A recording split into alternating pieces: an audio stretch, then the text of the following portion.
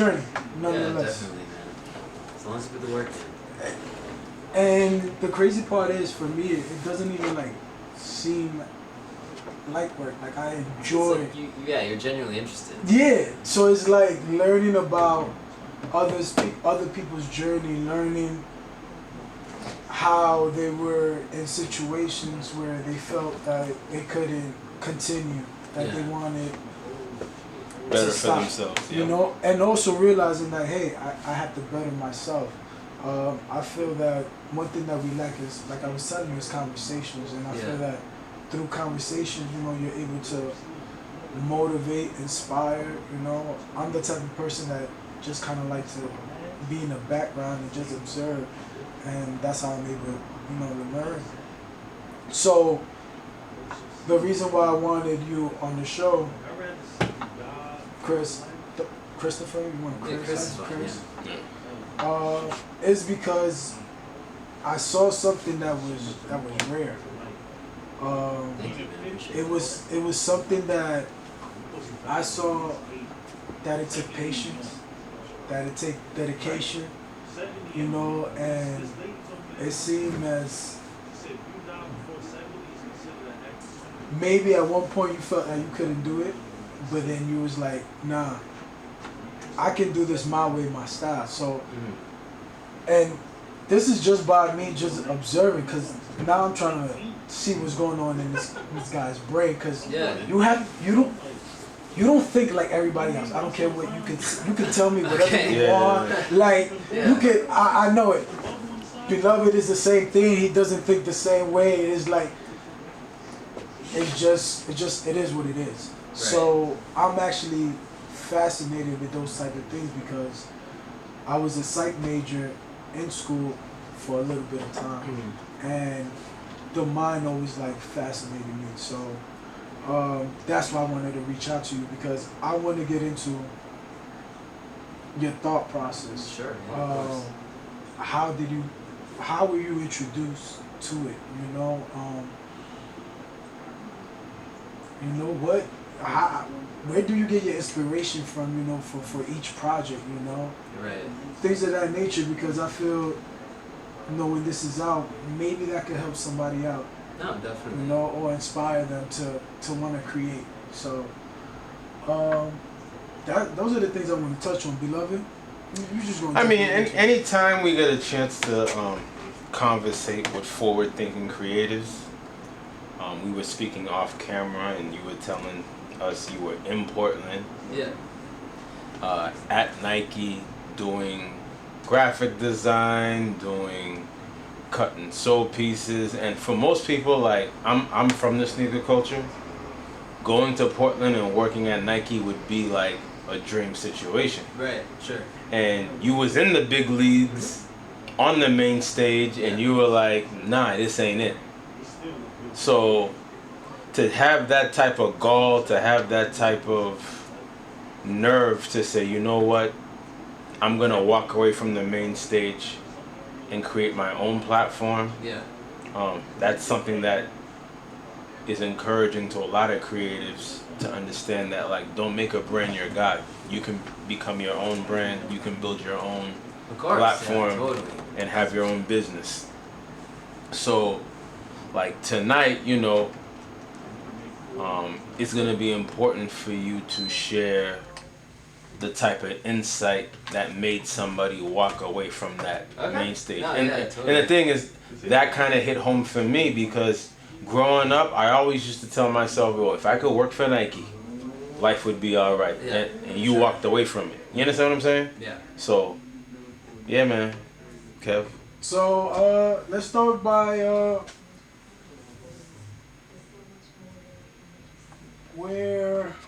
how we gonna start this off? Like, who are you? Well, where you from, man? Where you from? Where the roots come from, you know? Okay. Alright, should I go right now? Yeah. Okay, hey, my name is Christopher Chen. I go by Honorroller on Instagram. I am originally born in Toronto, Ontario, but I currently reside in New York City. Prior to moving to New York, I lived in California, and then before that, Portland, Oregon. So Now, how was it growing up in Toronto? Toronto was cool. I mean, I was only there between like birth and like the age of 14, so I left actually shortly after the Raptors had officially become a team. Shout out to them getting the first Getting chip. they chip. Yeah. I know you excited for that. Yeah. I know you excited for that. So that was kind of crazy to see this year, but Dual citizenship, Kawhi. Dual citizenship.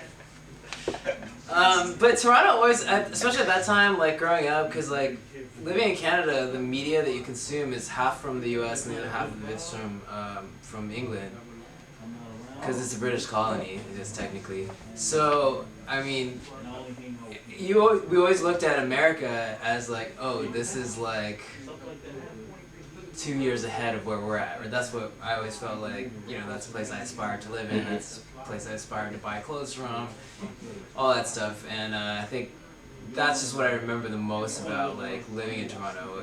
It's, if you want to talk about like differences, I guess it's kind of like a smaller city in a way. You know, it's just not as, yeah, everything happens here. So, was it in Toronto that you started your art, or was it when you came into the States? I mean, or was you always into art? I think I was always into art. Even as a kid, I was just really good at like drawing Ninja Turtles and stuff like that. And like, I even remember like falling in love with like drawing sneakers as a child. Like, I got like a pair of like Reebok pumps, and that's like my first, I don't know, more expensive Sketch, yeah. And I just remember like just being very blown away at like, you know, the makeup of it. It's like, oh, how did someone think to choose these fabrics? And like, you know, it just makes obviously a very beautiful, you know, piece of art. And I just remember that as a child, and then just, yeah, just, you know, being told that you're really good at something, and then just kind of running forward with it all the time. So just doing drawings for other people and entering competitions and stuff, like, it was the one thing, you know, like, I think everybody has this, where you kind of like walk into a room and you know you're probably better than most people at this one thing. It's like, I just, that's what I found as a child. But I didn't know it was going to be sculpture, but, you know, I just knew it was going to be something. So when did that transition into sculpture? That transitioned way later. When I went to art school, they make you take like a woodshop class. And what art school were you at, just so the people know? Art Center College of Design in Pasadena, California. I was just in Pasadena over the weekend. Shouts out to Renee, Jess, my nieces. Pasadena's a great vibe. But yeah, but go ahead. No, definitely. So yeah, I was there for 4 years, and they make you take like a woodshop class, and so everybody has to take this class. Everyone has to take this class so that, for whatever reason, if you need to use the tools, you know how. I studied graphic design, so I never thought I would ever need to use this. And I think just from taking that class, like, I was really uninterested, and my teacher was like, just find something you like and try to figure out how it's made. My grandfather gave me this like wood toy as a child, and I was just trying to recreate that. It's like a wooden monkey that's like a spun the way that like you carve it. It's like very round, and I don't know. I never thought about making anything like in 3 dimensions, so that was just really enlightening, you know, to make something that takes up space in the world, you know, as opposed to like a flat image that just rests on a wall or a screen. I think that's high level art talk. Yeah, that's 3-dimensional. Yeah, but that's, yeah, it has a presence. Like, you have to see it. You're confronted by it. But that's why I was saying earlier that, you know, that your brain, your mind, it doesn't function like everybody else, because you have to literally, you have to vision it first. Like, you have to look at it and say, all right, I can do this. Right. With nothing, like, just the wood, you know? Yeah. Like, you're doing that just looking at the wood. I think that's dope. So, I never actually wanted to use wood. It was just that was the only thing that I knew how to do. Like, if I went back in time and I had a better idea of, like, you can make molds to make, essentially I was trying to make vinyl toys, like a vinyl toy. Right. But I didn't know that you're supposed to make a mold, and obviously there's a deadline, so I was like, okay, well, I know how to do this with wood, so I'll just go that way. So I think that was kind of the spark, because when I was done, everyone was really into it, and I guess it's just because nobody really does that. But I just did that out of desperation. It wasn't because, like, so it kind of grand plan. Yeah. Like, just happened in a sense. Yeah, I'm by no means like a woodworker at all. Like I just know what I need to make whatever I make, you know. And like I've never taken. I mean, aside from that very basic intro class, like I've never really built like a table or like anything more functional or more traditional. Like I'm not like a carpenter, I guess. But Is what I'm saying. I'm sorry, but that's still impressive, because it's like you're doing all this kind of based off just like an intro class, in a sense. Yeah, definitely. And based on the style, how the lines are a certain way, I just think that like you have a talent. Like I just think it's fire. It's a gift. Yeah, Thank you. I just don't think like to you might say like, hey, It's like, second nature. It's second, but like I just think that's Well, the style actually comes from like everything's kind of more like a box or prism, whatever. That just came because like I didn't have enough time to really round it out. Like I had to make like a cast of characters for a stop motion piece, and I was like, I don't have time to like round the edges. Like they're just gonna be square people. That's it. And then that's kind of where it comes from. A lot of it was just not knowing and just being like, okay, I gotta do it this way.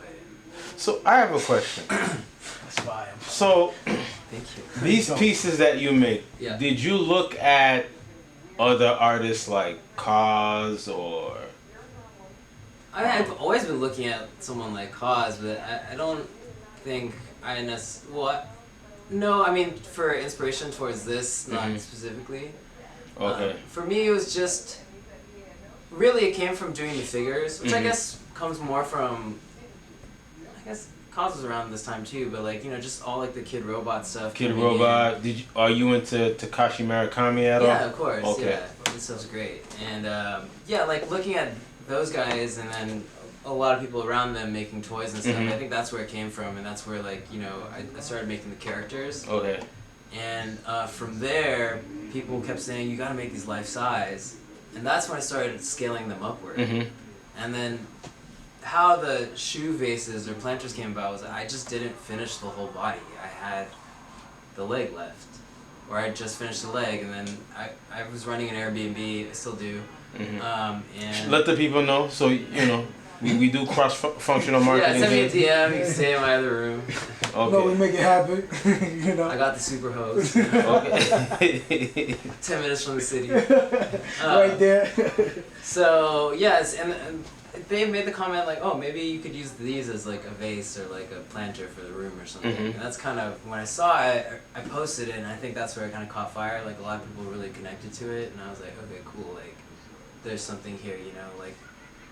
You see an image and it just makes your brain kind of smile a bit. You're like, oh, I got it, or that's unique, like, or that's something. The aha moment. Yeah, and then I was like, okay, cool, let's make more of these. So this journey's been somewhat of a perfect imperfection process. Yeah, no, definitely. I mean, if I thought what I was actually gonna do, I was probably gonna like just make large paintings or something like that. Like that's probably what I would have wanted to do. But no. Do you still paint? Not really. Sometimes I do like my hand touch like on the texture of the wood, to emulate like a pattern or something like that. But like no, not really. Like I draw, but not like actually paint. So did the creation of the Jordan 1? Did that was the first one, yeah. Did that come from you as a child? Always drawing sneakers. Always wanted like. So you wanted like. Bring it to life now? No, it wasn't that. I mean, actually, it's kind of the opposite of that, because, like, at that time, I think I had just left working at Nike, and I was honestly kind of sick of shoes for a little bit. So I want to unpack something. So I have, the people want to know, me included. Yeah, okay. You're in art school in Pasadena. Okay. How do you end up at Nike? Okay, so... It's kind of What's that process? It's kind of like a lot happened at this time, but I'll just keep it pretty simple. So before actually interviewing for Nike a year prior, because I went to a pretty famous design school, so they come here to recruit because a lot of people and this summer for whatever reason. And what year was that? This is 2011, I want to say. Okay. Yeah, they had. a Nike presentation or something, and there was something where you could sign up to like do a portfolio review, like for all the different majors. For me, it was graphic design. Yeah. And they did a presentation, and then you had like maybe 15 minutes with whoever from Nike afterwards. And at this time, I really didn't think that I had a shot to get the job, because like I thought in my head that they wanted kind of a more traditional graphic designer that just does logos and like branding, just stuff like that. And I'm this guy walking in with like wood toys, like these illustrations. And I have my graphic design books and stuff too, like magazines I made or whatever. But I got these wood toys written down. And I think like during the interview, I saw the guy that was before me, and that guy had like everything, you know. I was like, oh, okay, you probably want to hire that guy. And then I walk in, and I think somehow during the interview, like I just so convinced I wasn't gonna get the job. I said, do you think I could actually work here? Like, does a company you said this to the interviewer? Yeah, I said that to the interview, yeah. Because at this point, I was like, I have nothing to lose. Like, I may as well just say whatever I want. Like, hey man, do you really think someone like me, who's showing you this box of weird shit, could work for your company? This is the content I need. And he was like, yeah. And I asked why, and he's like, well, like the other people that come here, they show a basic command or a good command of graphic design. But what he liked about my stuff is that although I'm touching so many different things, like toys, prints, magazines, whatever, they all have the same voice, and the voice matches that to that of Nike, or it's in the same world. It's something that either they want to tap into, or I've already tapped into. What there's something closer there than maybe the other people who applied before me. Okay. So he's like, well, he asked me if you were at Nike, like what team would you want to work for? And I think I said like skateboarding or something. And then he was like, what about that? Were you big into SB culture? I wasn't like the hugest SB fan, but I grew up skateboarding. Okay. Yeah. Okay. I kind of mixed about dunks in a way. Like, no, let's talk. Wait, mix. Because I'm a huge Hawaii, Mork and Mindy. I still have my Daylights. Yeah.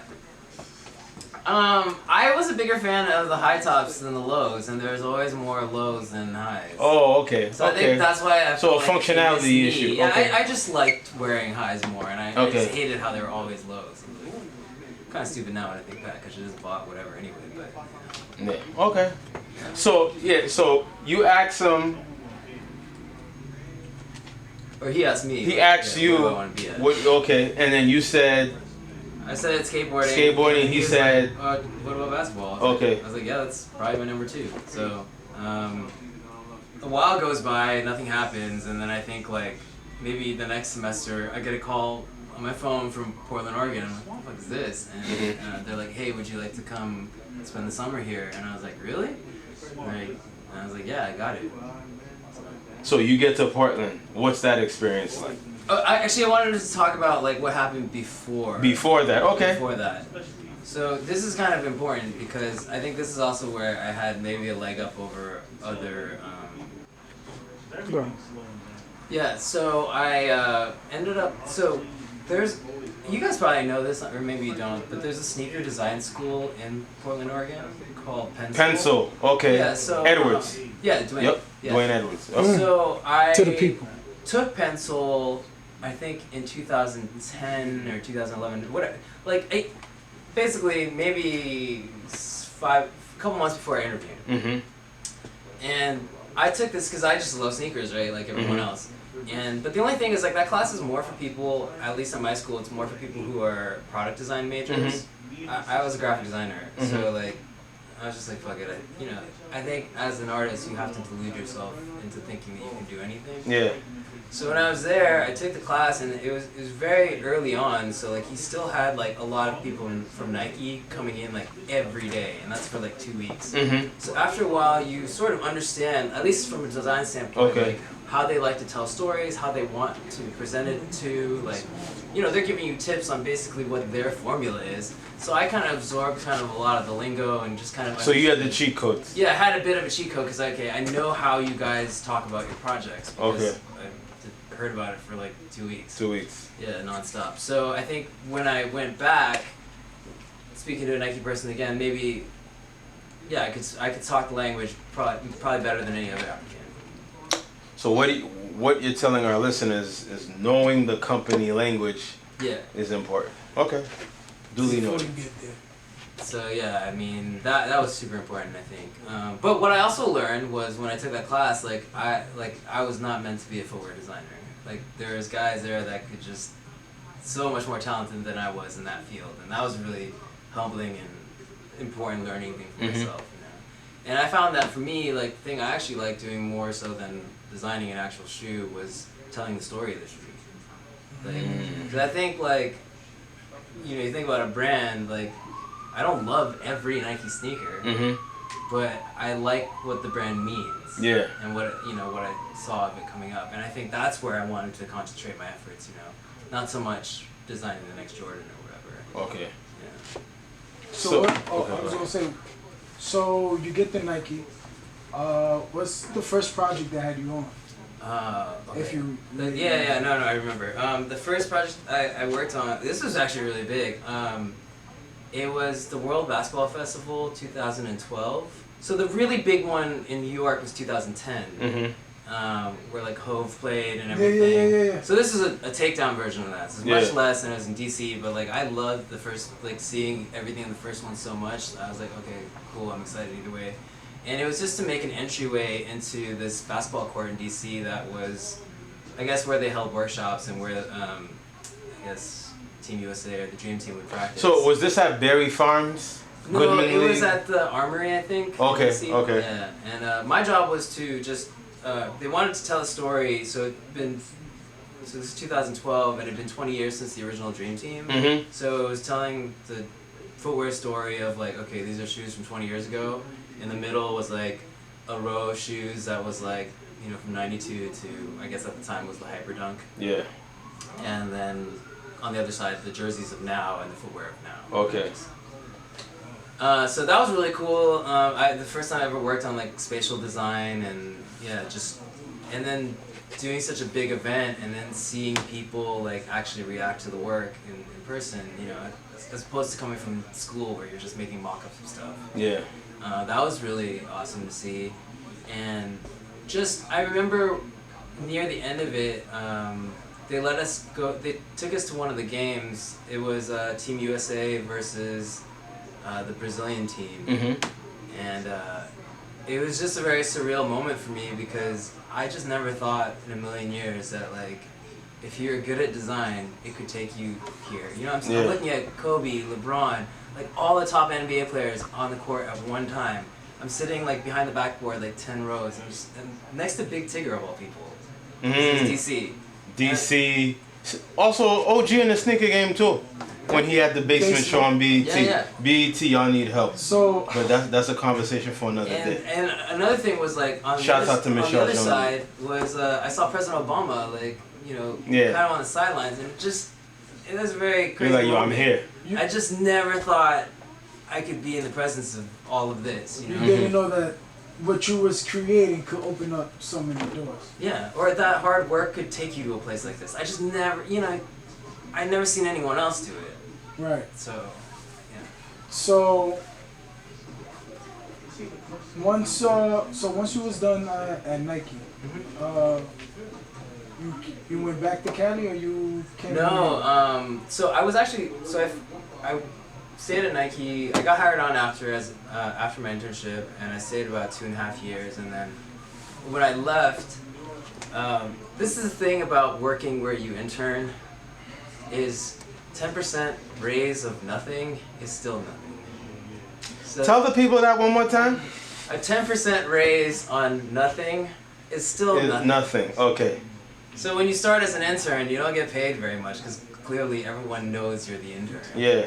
And that's how. So you pretty much got brought on at the lowest level. So it's like, they sort of have no reason to really give you that much more money. Or at least that was my experience. Like maybe it's different for other people. But so knowing that, well, actually because of that, like I hadn't saved a ton of money in like the 2.5 years that I worked there. So I thought I was gonna move to New York right away, but when I left, but I want you to rewind.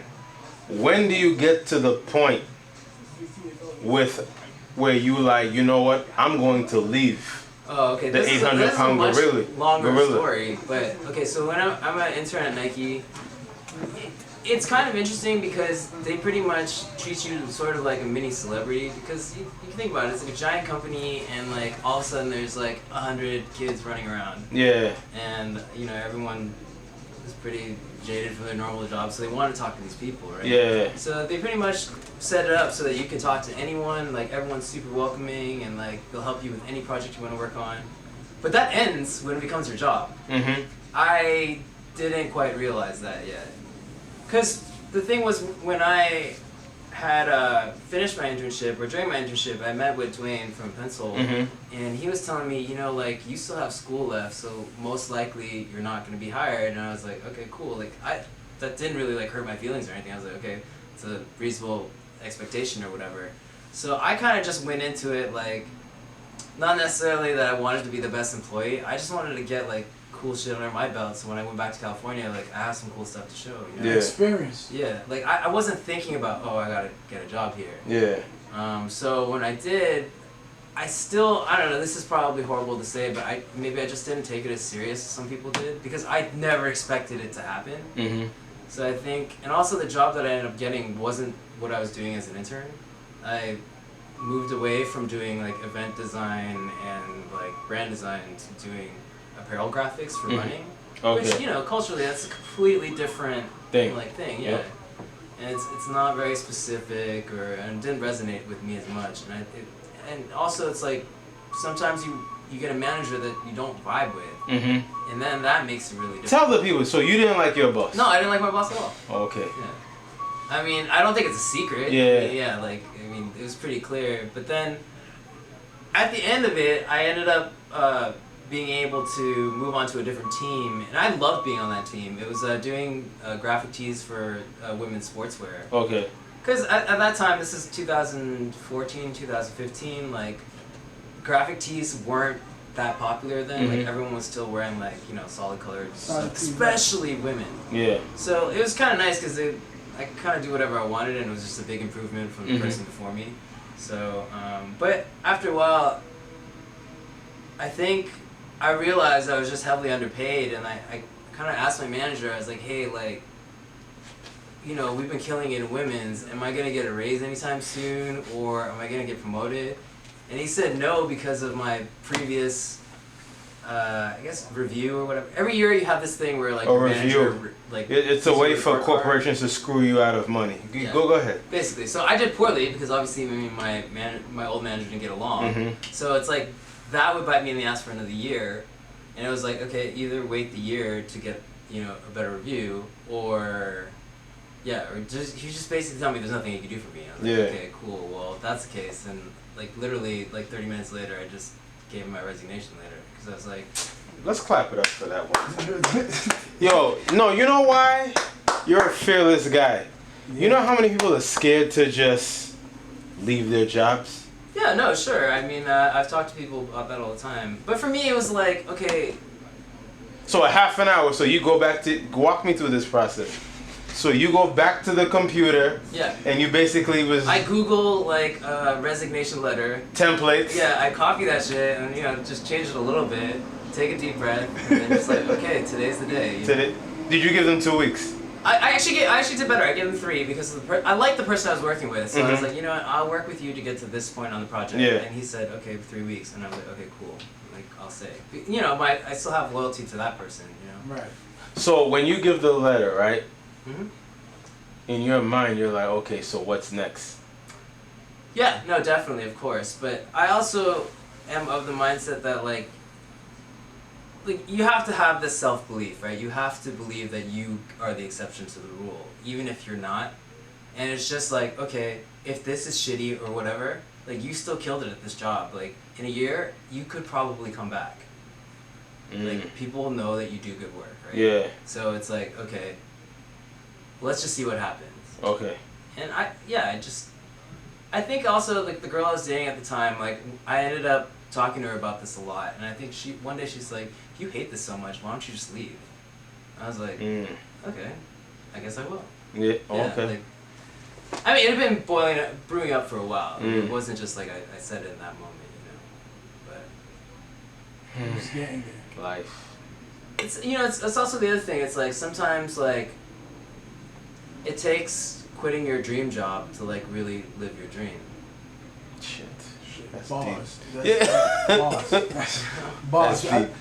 But he's giving us an epiphany. Yeah. You feel that, right? Hey, all right. As long as we on the same page. Oh, I'm sorry. Keep going. Because me and Beloved are currently going through that same situation. So to hear you, take leaving take your control, dream you job. know. I mean, you can always go back. I mean, there's most likely one person at your job that fucks with you, and like they'll try to help you out. I'm sure, if you really needed it. But yeah, and everything kind of worked out. Like the day after, or maybe a couple days after I left, like another agency called me and they're like, "Hey, we need help," and they're like, "What's your rate?" And then like my salary like doubled that day, and I was like, "Okay, cool. Now I can freelance. Like I don't have to be here the whole year. I could save up money and kind of do whatever I want." I mean, the goal was just like, hey, like, at that time, my job was to commission a lot of other artists. Like, I was doing designs for shirts too, but because you have to do such a large collection, you can't do it all yourself. Mm-hmm.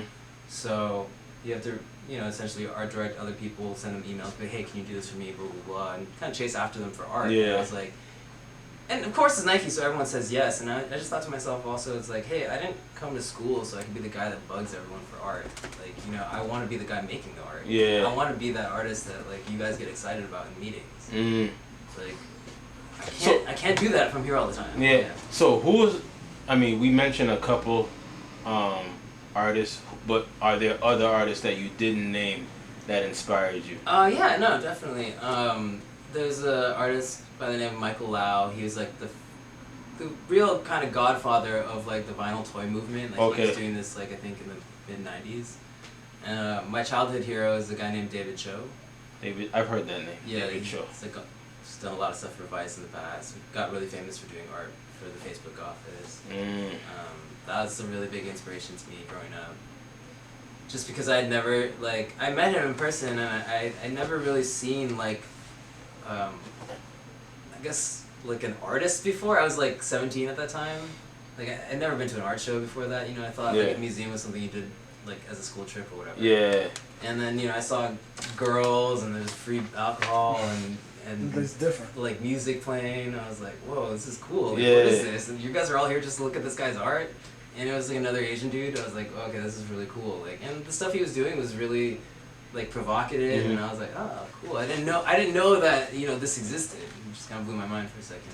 So you said at 17 that was the first time you went to a gallery, right? Yeah, well, like on my own accord, that like wasn't a museum. Okay. Yeah. So now, how did it feel when you started having your own gallery? Oh, I felt like the man. I was like, put on the blueprint, walk around all day to that, just blast. Yeah. So you leave Nike, you tell Nike fuck you, right? Yeah. So what is the process when you're like, yo, I'm going to create my own pieces, create my own platform? What is that process like? What are the highs? What are the lows? So I guess at first what I did, like I'm not the best person at, I'm not the type of person that just wakes up and starts working, for the sake of working. Like I kind of have to work up to like an event or some kind of deadline. I have to put something for myself to work towards. Otherwise, like I'm not gonna do anything. Yeah. But I understand that. Yeah, like like I kind of like to do shit at the last minute. Yeah. And sometimes I feel like that's my best work. Yeah. Because it forces me to work under pressure, and then that's when my creativity activates the most. I think I saw something recently, and it's saying like most creatives are procrastinators. And it's not necessarily because it's oddly like a lot of people say, oh, maybe it's because you're indecisive or whatever, but no, it's actually because you're probably really confident that you can get this done. It's different, the work that you're doing, it's a unique talent. So I just think the more people need to see it. Hey man, I appreciate that. That's how I view it. So Beloved. So you give Nike the finger. Yes. So you're like, oh shit, I'm out. I'm gonna go on my own. what it well in not so many words, but what's the process to get to like your first product, your first activation? Okay. How we get there? So after, like I said, like I'm not, unless I have like an actual deadline, I'm not gonna do anything. So I set up to do a workshop in Germany, in Berlin, Germany, like maybe 6 months from when I quit. Right, I was like, okay, well, I'm gonna go there and just network with other people because I always wanted I just always wanted to have friends in other countries. That had like. You can different go there perspective, and you crash on the couch and take you out for a couple nights, whatever, and just get to see life from like the normal person's point of view. Yeah. And so I went to do this workshop, and my thinking was like, okay, I pay to come here, but then like I'm bound to make friends with at least 2 people, and then the relationship goes from there. I ended up making friends with a guy named Miko, and I think about maybe a year later, so we have a show in Berlin for the workshop, but then a year after that, at the new studio that he worked at, in Berlin, we decided to have a 2-man show, and then that's when I showed the bases for the first time. So it was overseas the first time. The first time was in Berlin, yeah. So you like taking leaps. I mean, okay. Also, wise, I think if I lived in New York, I probably wouldn't have done that. I probably would have just tried to show here. But like in Oregon or Portland anyway, there's not that big a scene. So it's like there's not that many venues, and it's also very like Nike'd out. So or sneakered out. So like the idea of doing sneaker art in a place that's so saturated is not so exciting to the people there either. So I think a lot of it is also just finding, a place that is receptive to what you do is also very important. It's not in their face all the time. Yeah, and even in Germany, they love sneakers there, but New York is the Mecca. We all know that. Yeah. How was that transition though? Was it a little rough going from Portland No, not at all. to across the water? Berlin's pretty easy because most people there speak English and it's very little that you have to learn to get by. It's pretty easy. So you activated in Berlin. Mm-hmm. How was it received over there? It was received well, but that's also kind of one of my first shows, like outside of doing like a group show. So it was just more like a learning experience on like, okay, how do you promote it? Like reaching out to publications, blogs and stuff, and just getting people to come see it. And the other thing that's challenging is like I don't live there, so like I'm relying really heavy on the gallery or my friend to do that. I mean, obviously, okay, this is another thing is like you do anything for the first time, it's not gonna go as planned. Exactly. Yeah. Exactly. And you just have to know that going into it, and like I knew that going into it, and it was just like, okay, well, take it as a learning experience, like how do you ship artwork, how do you, that stuff. So when was it that you did your second activation? So the second one was a year later, this past November. Oh no, okay, so I did one after that. After Germany, I did another one in Seattle at like a sneaker shop, and that was really, really quick. I was only up for maybe a week, and then and I was showing a lot of the same work, but then when I moved to New York at the end of that summer, an artist, his name's Rashad Newsom, he found my work on Instagram, and he reached out to me, and he was like, hey, I want to do a solo show with you. And I was like, okay, cool. But I didn't really know who he was. Like, a friend of mine runs a pretty, I guess it's a gallery that mainly is all black art. So I asked her, I was like, hey, do you know who this guy is? Yeah. And she's like, yeah, that guy's kind of a big deal. I was like, oh, okay. And then so I responded. Yeah. I honestly didn't know. Oh, you needed confirmation. You had to check. Yeah, you have to verify. You have to verify. Like, check a little credential, that's all. Rashad, I hope you don't find it disrespectful. I just didn't know. And then I met him. He was just really cool, and he just gave me an opportunity, and would mentor me a little bit, and it's really cool, like that someone I don't know that has done a lot in the art world is like reaching out to me to do something. I mean, you guys should check out his artwork, but to get a better idea of what his style is like, like, you know the Migos cover for Culture? Yeah. The collage with the Yeah, yeah. explosion? He did that? No, but Oh. those artists pretty much stole his style. Oh, his style. That's his style, yeah. Okay. Like doing the collages kind of on black with like the more extravagant kind of like luxury items like diamonds and shit. Thank you for educating the people on that. Yeah, check out his work. It's really cool. Because bigger machines love to culturally misappropriate. Give the freedom fighters their credit. So that show happened, and then I mean it's just really taken off from there. You know, like that one I learned a little bit more about, you know, how do you get people to come to your show, and like, you know, just also at this point I'm living in New York, so it's a little bit easier to you know, Galvanize the public. just get the scene to be on your side a little bit, or at least understand who's behind it. Yeah. Okay, so Berlin is a smash. You get a cosign from a major heavyweight in that world. Yeah. And then, what's your vibe like now? Are you more confident after leaving Nike, or? Oh yeah, definitely. I mean, I have no desire to go back to work a full-time job like that anymore. Like I mean, don't get it fucked up. I still do freelance design work for Nike sometimes. Mm-hmm.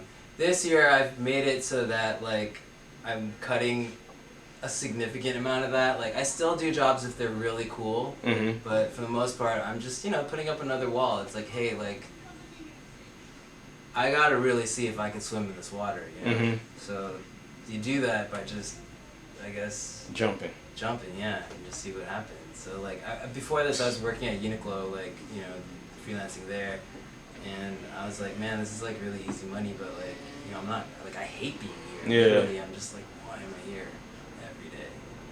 And that just makes me upset, and I'm just like, man, you should be producing stuff. Because at the end of the day, it's like, also, I don't know how much more time I have on this earth either, you know?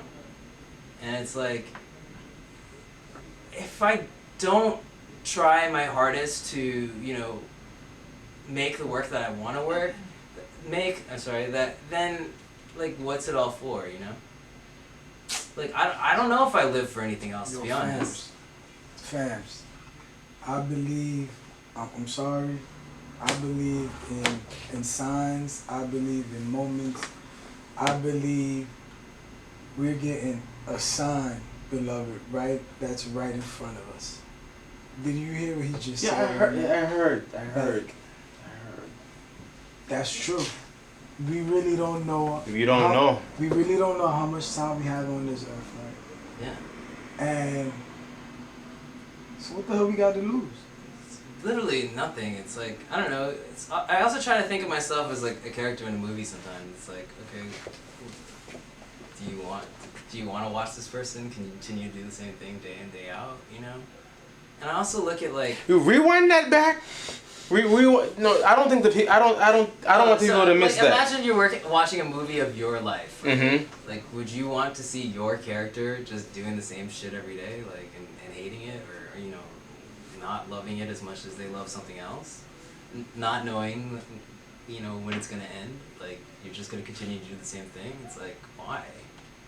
Or if it's not getting you to a place that like that excites you or gets you in front of people that like you respect or like you want to meet, like people you thought you never would be able to meet now are in front of you, or people are drawn to you because of what's inside you as opposed to what, you know, a generic task that, you know what I mean? Like, I don't know, for me, I guess what also pushes me forward, it's not money, because like money I could just freelance design every day and that's fine, but the more that I do this, the more I meet people like you guys, right? Like, I don't know you guys, you know, I met you today, but like, you know, you guys like what I do, and it's like, clearly I like, you know, there's a connection there, and it's like, now I get to see your guys' world, you know, and tell you a bit about mine, and it's like, that's really cool to me, because I wouldn't have met you if I didn't make this kind of art, and to me, that's special. It's, you know what I'm saying? Like, yeah, okay, you can make money, sell pieces, or whatever, but like, life to me isn't really about that. It's like,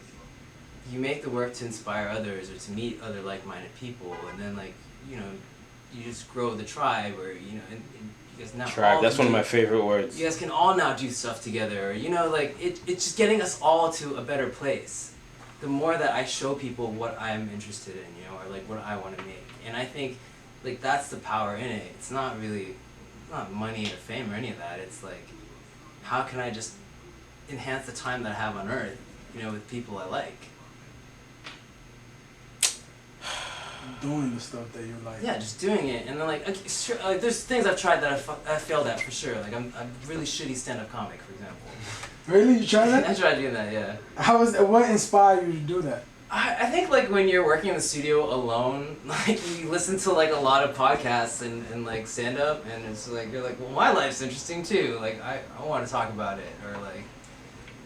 You know, but the thing is, I'm glad you did that because, you know, Kev, we always support each other's other endeavors. And he, you know, he knows how I deal with, you know, musicians, and I manage acts, and we've done shows or whatever. And we've had shows where there's 200 people there. And then we've had shows where it's only Kev, a few cousins, and our other co-host, Mishak, and his partner are there. And I had to learn, like one of my homeboys, New told me this, he was like, creativity is a muscle you have to exercise. So you can do something that's super whack, but the fact that you have to go through that process and that experience is still necessary in order for you to learn to do whatever you're trying to do better. Mm-hmm. So the fact that, you know you're a dope artist and you create art in so many different mediums, the fact that you like, you know what, let me try stand-up and bomb, it's still a muscle that you exercise that was helpful for your creative process overall. Yeah, 1,000%. Like, no, you're totally right. Like, you have to try things, or you have, I think as a person, you just have to make your life more challenging or more interesting, you know? Because it's like, if you don't allow yourself to experience something new, like, it's probably not going to just fall in your lap, you know? Like, you have to shake it up. Yeah, you have to challenge yourself, you know? I'm sorry, beloved. I'm just... Yeah. I'm sorry. I'm like caught up because it's like literally what you're telling me is the conversations I have with myself. Okay.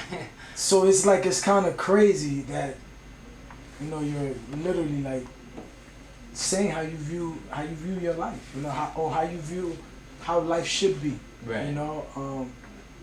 And I didn't realize you discussing your journey. A lot of these shifts that you've made, it's all kind of fairly recent. Yeah, no, definitely. Relatively speaking. Last, I think I quit 4 years ago, so yeah. Okay, so what's next? So what's next is, I don't know if I can say because I don't have it yet, but like we're just working on bigger projects and like trying to build out environments and stuff. I guess that's as far as I can say. But yeah, just putting more work out, and then just trying to, like, with the sculptures I do now, like, there's the shoe, and that's probably like the focal point. But and where can people find your work? Oh, it's at Honorroller on Instagram, or honorroller.com on my website. Where does Honorroller come from? Oh, so I'm a very big Simpsons fan. So there's an episode where they... I don't want you to miss your thought. The reason why I'm appreciating this, it's really tailored and true to his life experience. But go ahead. So the episode is like, there's 3 kids. There's Bart, there's Martin, the really smart kid, and there's like Nelson, the bully, and they're racing these cars down a hill. But so the idea is that Bart's really stylish, but his car sucks. The smart kid has like a rocket car, but he can't drive it. The bully has like just a muscle car and continues to win. But in order to beat the bully, you have to take someone that's really stylish with the combination of someone that's really smart. And it's the idea that you put the two together, that you can overcome anything. And the name of the car was Honorroller.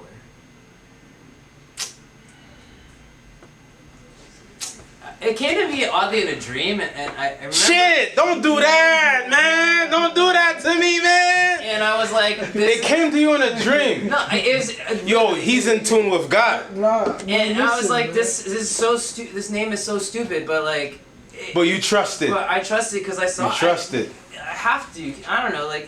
You're in tune with your zone. You trusted your zone. Your intuition. You trusted it. Yeah, I guess so. Yeah. Also, I have a very generic name, so I just couldn't go by my own name. It's like the John Smith of like Asian names. So it's like, yeah, I had to pick something else. I mean, I would like to go by my own name, but yeah. It came to you in a dream. Yeah, I remember waking up and being like, whoa, like that's it. But it's so silly, like to name something after a cartoon, but you know. All right, man. Inspired, man. God. So I need we're gonna one more time. Where could they find your stuff for purchase or for viewership? Yeah, it's honorroller.com or at Honorroller on the Instagram. HONORROLLER. So another question: in terms of brand partnerships, have you partnered your platform or product with any brand or? Yeah, I've done work with Nike, obviously, and I've done work with Timberland. With Timberland. Well, that was through like Complex and Champs, like their deal. Okay. It was fun. There's a couple of other. though. Thank you. And there's a couple of other brands we're kind of in talks with right now, but usually they just hit me up and like they like the work or whatever, and then they want to. If it makes sense for your business, it's either I mean, I'm at the point where I generally say yes to most things. If it's like, hey, make a sculpture or something, very, very rarely would I say no. But I mean, to me, it's yeah, like I'll take anything. I'm just excited that anyone's interested, and I'm like, okay, cool. And it's a challenge for me, and I don't know. The only thing I could ever want in this world is someone to pay me to do what I do, and yeah. So how long does it usually take to make? Oh, to make one? Okay, it depends on like how complicated it is, because some of them are obviously, like the Jordan one is probably the quickest because it's the most simple shoe, Really? Is the quickest? Yeah, because that one's like I made like a Balenciaga Triple S, and that took like a month because it's just so many layers, Right. Yeah, but like the Jordan is a pretty simplistic shoe. Like I did the Wave Runner as well, and that one wasn't nearly as bad as the Balenciaga was. Like that one was just a lot. And So the Jordan 1, how long does that usually take you? so something like that, maybe about like I would just say a week. Really? Mainly because of dry time. It's not because of like I'm not actually working on it for a week straight. It's like maybe a total of 2 days of work, but like because it's wood, you have to like stain it and you have to like let the paint set, let it dry, recoat it again. Like that's the part that kind of takes time. Yeah. It's very quick. It's just you can't touch it for 4 hours. You got to go back to it another 4 hours, another 4 hours.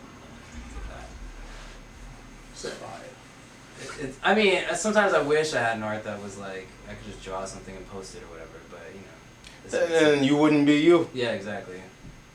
Well, yeah, you want to be true to yourself. So another question, right? Yeah. So you mentioned SP. So were you an average sneaker collector coming up?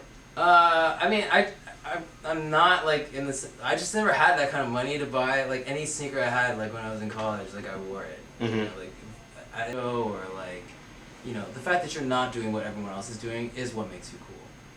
And I think that's a hard pill to swallow when you're young because you just don't know any better, or you want to see what the world has to offer.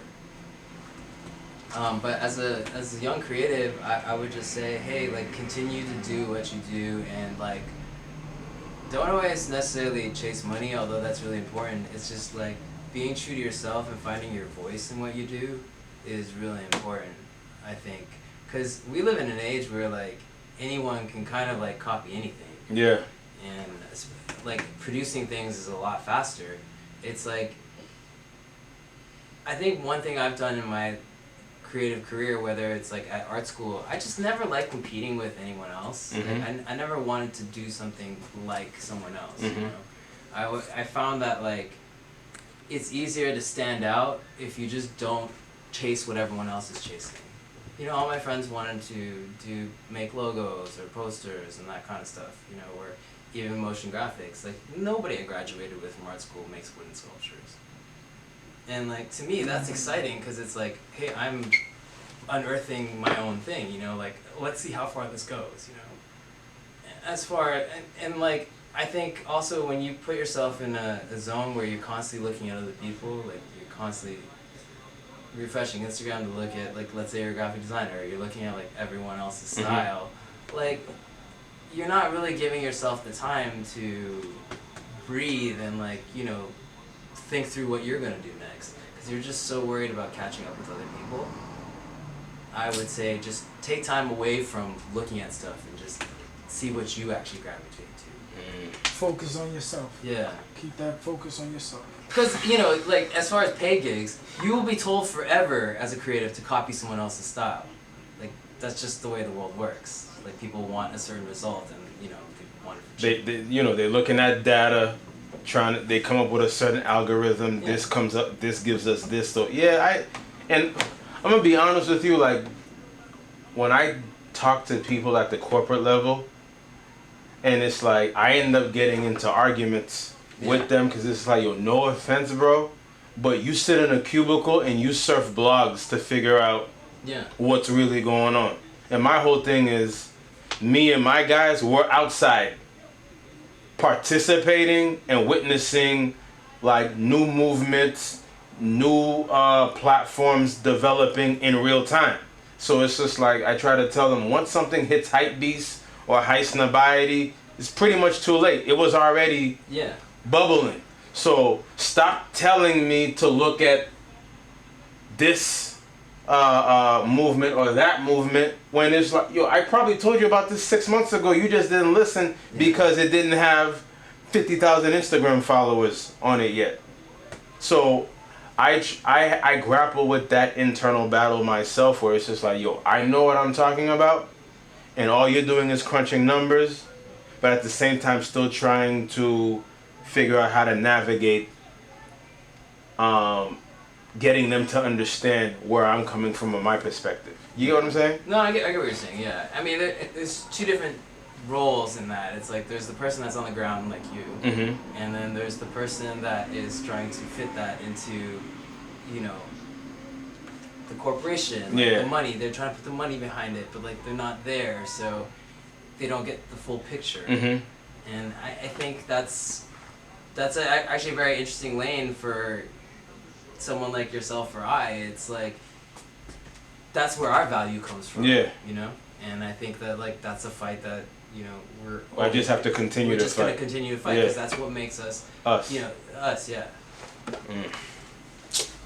Yo, man, I appreciate you today, man. I appreciate you. I have a lot of soul searching to do. Yeah, I'm not even gonna lie to you. That's why, you know, my conversation was a little bit cut short because I was just really just absorbing the knowledge that you was giving us. And you were fearless too. You were like, yo, regardless of the consequences, I'm doing this. And a lot of times, like, we even tell our students, like, you kind of pump faking. Like, if you're gonna make a decision, make the decision and commit to the decision. Like, you ever see somebody play double dutch? The person that just jumps in, they last longer than the person that was stutter stepping the whole time. So yeah, man, I definitely, there's a lot of things I need to take heed to. Yeah, but I've had years of pump faking. Like, it's just at a certain point, you're like, I can't do this anymore. So I've definitely been that. And I still do that with certain things, but you know, it's like every day's a new day. You know? No, but actually, you know, just hearing it, you know, and it's funny because, like I said, that's why I kind of started this, because through conversations, you know, you never know how you could make somebody, you know, see something in, you know, in a different light, and you know, and just off this conversation, like what you said, you know, we don't know each other, but based on this conversation that we had, I kind of get a little gist of who you are as a person, you know, and how you're true to your craft and yourself, which is most important. You know, a lot of people, you know, we tend to get lost. You know, but but you found something that works for you, and you know you're genuinely passionate about it, and you take risk, you know, and you live with the consequences. And I noticed you don't take those. You don't see those failures or whatnot as failures. You see them as learning experience. Oh yeah, definitely. And how you can move forward, you know. And I think that's key, you know, because a lot of people think, oh, this situation didn't work out, I'm done. Yeah. You know, but you did the opposite. You said, nah, this situation is not working. I'm gonna flip it into a better situation that's gonna work for me, and I commend you for that. And I'm just thankful you took some time out, you know, like I said earlier, from your busy schedule to just come down, you know, and just have a kick it, have a pastelito. You know, have some pastelitos, you know, and just like kick it and vibe with us, cause I know this helped me. This conversation was my. I have another question. So the girl that said, "Why don't you just quit?" What happened to her? Oh, we're still friends. Oh, okay. I mean, I'm not dating her anymore, but. Okay. Yeah, man. Sometimes, yeah, women know exactly what questions to ask you to jolt you into your next dimension. Yeah. Yeah. Okay. Yeah. So, you know, this right here has been kind of like our therapy session. So, you was kind of for real. Like this I'm is glad I helped. right. So, what you did, you know, you coming in, you know, and just sharing your journey, you know, was insightful, you know, helpful, and just your work, you know. And where could they find it again? The people need to know. Honorroller.com or at Honorroller. One thing that I want to say before we sign off is like, at the end of the day, I make art, right? I make something that for people to look and visualize, and I think this is where you and I connect. It's like, to me, that's the product, perhaps. But the point of all of this is not the art, it's just to inspire other people. It's to make other people look at things differently or feel like they could do it themselves. Whether or not they become successful or whatever, that's another thing. But like, I think in this lifetime, that is probably the most important thing we can do, you know? Because money and all that shit goes away, it doesn't matter. Like, if someone could look at something and it changes their life, even just for a second, or the way that they think about something, like, then that's a win to me. Bro, he right on the money. Yeah. He's right on the money. Hey now. He's right on the money. That's so true, man. Like, it's about, you know, inspiring, you know, and uplifting others, and you're doing the damn thing, champ. So thank you, man. Thank you, man. Thank you so much. Like I said, man, for taking the time out. And like, whatever you guys need from me in the future, please just ask me. No, well, man, we will, man. I'm definitely gonna just be picking your brain, man. I might hit you up just to come to the studio just to see you work, to be honest with you. Yeah, please do. I mean, I love coming out here. I never would have come here otherwise, you know. Like, yeah. It's So great meeting you guys and seeing where your guys. No, we definitely have to continue to build and create. Yes. And, yeah, I have a lot to think about. yeah, man. So it's your boy Kev Jennings, beloved. Beloved. Christopher Chen, man. Culture matters. Shout out. Culture matters. He's doing his thing, man. I think a lot of people need to start paying attention, you know, more to his work, you know, because like what he said, man, what he's doing is very inspiring, and shit is fire, man. At the end of the day, man. This is the Hey Now podcast, man. We out.